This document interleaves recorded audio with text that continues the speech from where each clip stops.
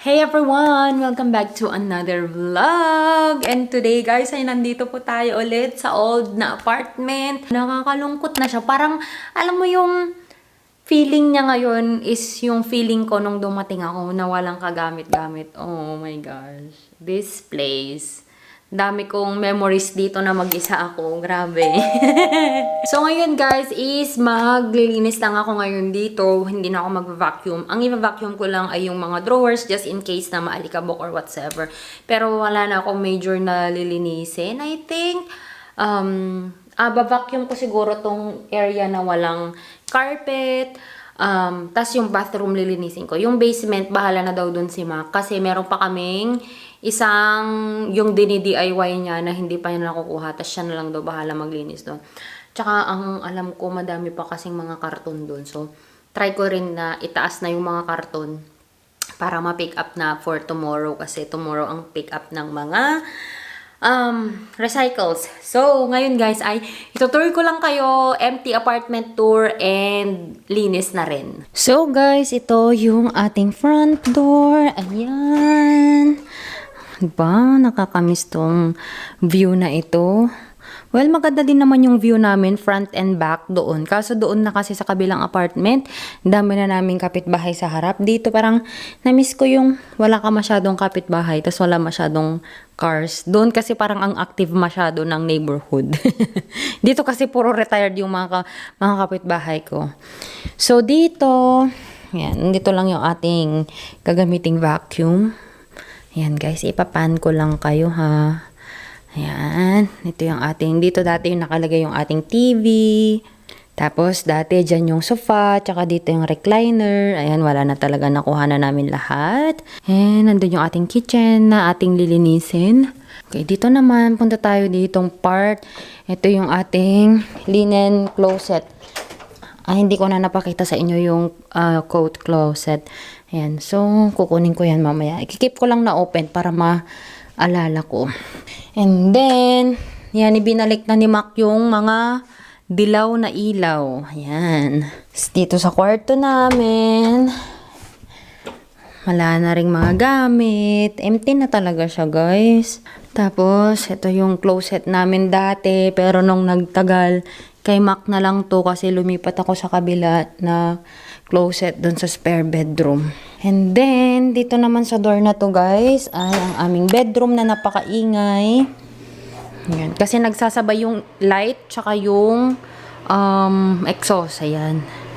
Wala na, natanggal na ni Mac. Nalinis ko na rin tong toilet napaputi ko na yan. Tubig kasi dito yung nagkukos ng alam mo yun, yung paggawa ng yung parang bilog na ganun, watermark. Kaya may pinaglinis na ako dun. Tapos ito yung salamin. Okay naman ako dito sa apartment na to guys. Yun lang talaga kasi naawa na ako kay Mac.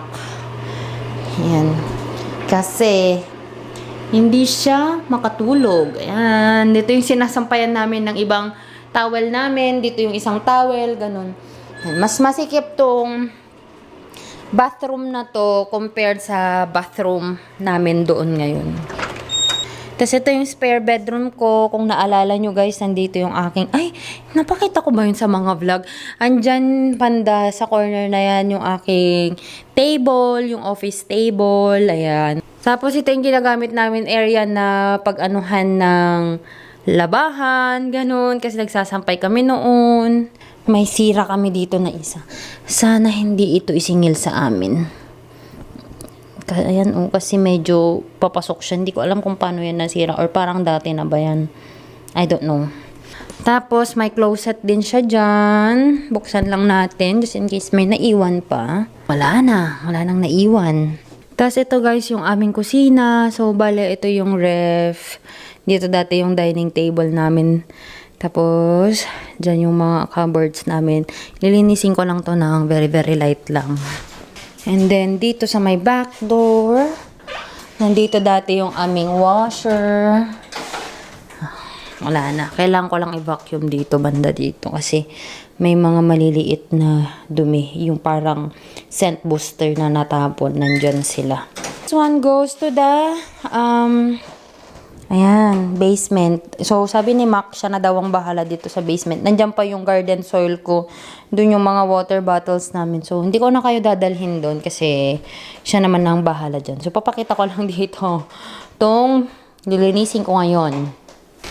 So, ang gagawin natin guys para mas organize yung aking paglilinis is one area at a time. So, focus ko muna dito sa isang area lang. Kasi ang sakit ko kasi, kunyari no, nasa bed, kitchen, tapos may kailangan akong dalhin sa kwarto. Tapos pag nakita ko magulo yung kwarto, maglilinisan muna ako doon. Kaya napapagod ako, parang feeling ko, dami-dami ko nang ginawa, wala pa akong natatapos na area. Kaya, mag one area at a time muna tayo kasi focus. So, nandito ngayon yung aking, vacuum. Mag-vacuum muna ako ng mga drawers, mga cabinets.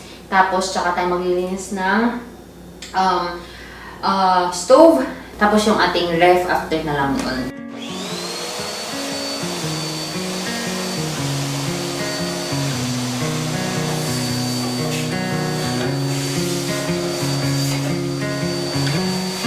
River flows one direction.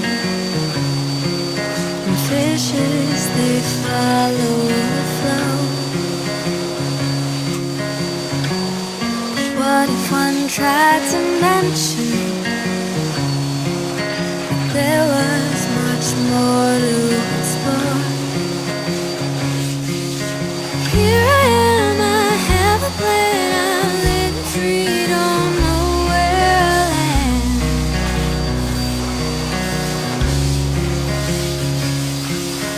Here I am, I have a plan, I'm living free, don't know where I'll land.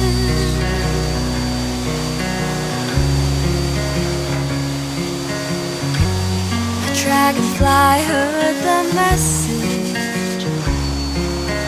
Darkness was home for the star. It spread its wings to the surface. Bright colors set them apart. Here I am, I have a plan, I'm living free, don't know where I'll land.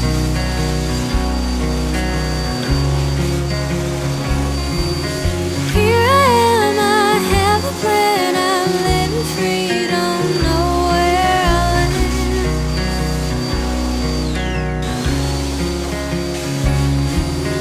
Here I am, I have a plan, I'm living free, don't know where I'll land.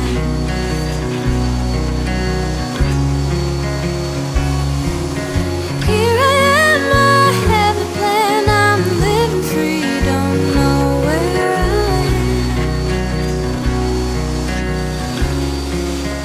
Here I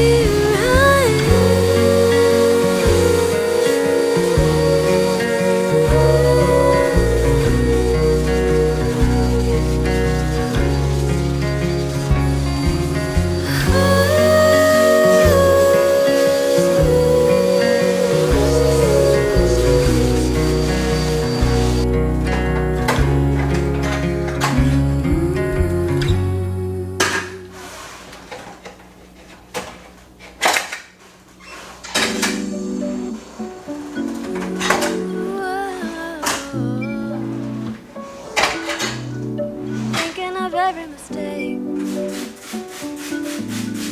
Sick of the give and the take. Hey, so what is new? Just waiting in queue. You done on me what was done on you.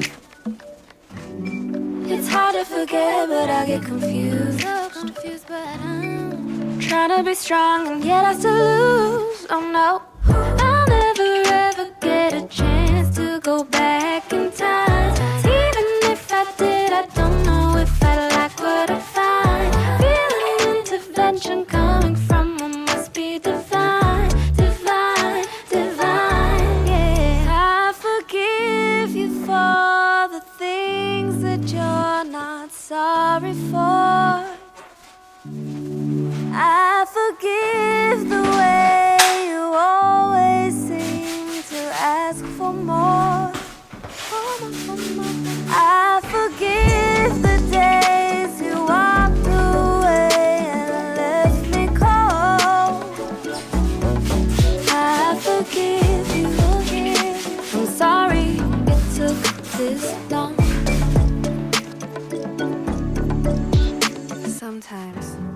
I wish you were there to show me you cared.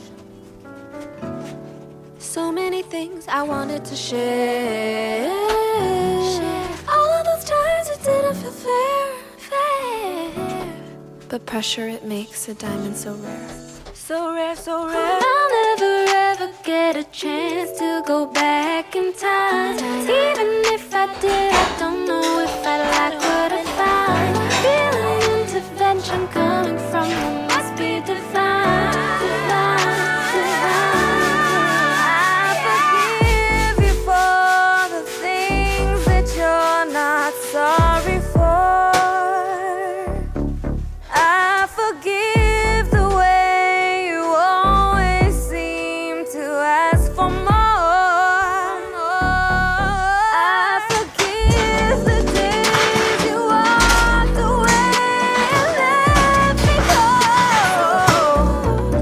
I forgive you, forgive you. I'm sorry it took this long. I just wanna say now, I forgive you. I'm sorry, I forgive you. I'm sorry, I forgive you. I'm sorry, I forgive you. I'm sorry, I forgive you. I'm sorry, I forgive you. I'm sorry, I forgive you. Sorry, I forgive you. I'm sorry. Is this what it means to have growing pains? Never come out the way you went in the same. Just as diamonds shine from pressure, babe. You don't know true love until your heart breaks. Yeah. You're gonna have to hurt sometimes. So painful you can barely survive. Tired from the sleepless nights, you run out of your tears from all of the crying. This is what it means to have growing pains.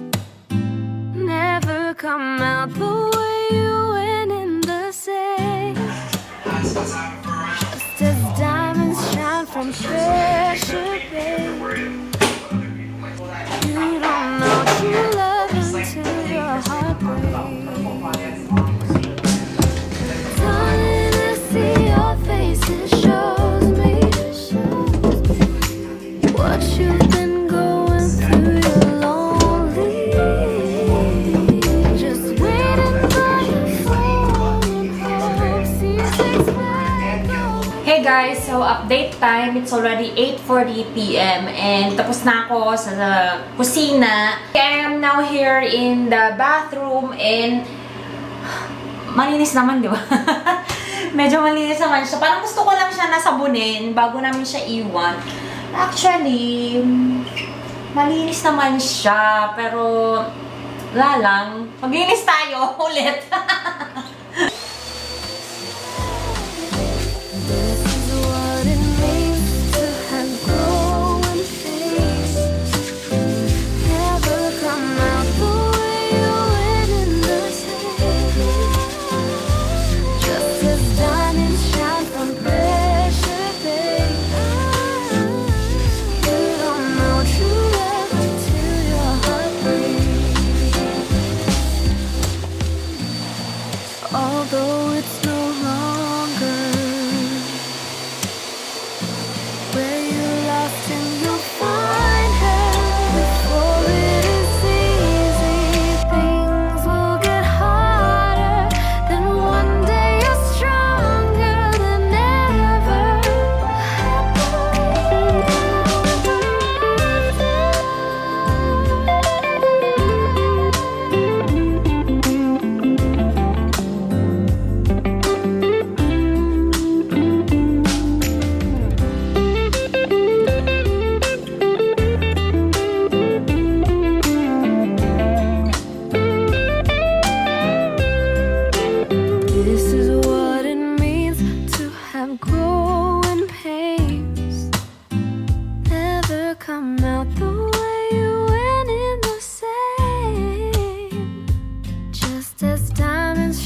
from pressure, babe. You don't know true love till your heart breaks. Hey guys, so it's already 9:14 p.m. 14. Ayan, and tapos na ako maglinis and ipipick up ko na lang tong mga trash, mga kung ano-anong mga extra na bagay dito. Tapos iuwi ko na sila dun sa kabilang apartment para matapos na. So, yun, nakalinis na ako and all of that. Vacuum. Natapos na. Si Mac na ang bahala sa basement. Yun ang usapan namin. Hey everyone, thank you so much at narating nyo na naman po ang shoutout time for this vlog. And mag-shoutout lang po ako sa mga nag-comment po sa ating vlog na visiting Minnesota and shopping for camping supplies. Ayan. So, shoutout kay ang hirap naman basahin. Hamin de Guzman, Brents Jello, kay Renelyn de Mayuga, Jinky Tagalog, Nomi Milante, Elenita Pamonag, Stella Marie's Vlog, It's Me Cherry, GC Odero. Sama kami sis ni Jonar. Ni Jonar of GC. Sabi ka. Tawang-tawa naman ako dito talaga sa Jonar of GC. Ibrahim Hailil, Raymond Caberto, Ronnie Caberto, and Bolbolon. And wala pa pala ako nare-replyan sa mga to, kaya re-replyan ko silang ano. But thank you so much guys. Kahit hindi ko kayo nare-replyan agad, nagko-comment pa rin talaga kayo. Kaya salamat po ng marami sa pagko-comment. Talagang nakaka-help siya sa pag-share ng aming mga videos. So, salamat po. And if you haven't subscribed, kasi nakita ko guys, mas madami pang nanonood na hindi ka subscriber kaysa sa mga subscribers ko. If you haven't subscribed, please do subscribe and hit the notification bell button para lagi kayong ma-update every time that I upload a video here on this channel. And of course, if you haven't followed me yet on my Instagram and on my Facebook, the name is Joy of Mia, and I'll talk to you guys on the next one. Bye! Afternoon sun starts to peek through the clouds. We take the back streets to avoid the crowds. Waltz over sidewalks and twirl in the breeze. She'll catch me if I get weak in the knees. There's nobody else I'd rather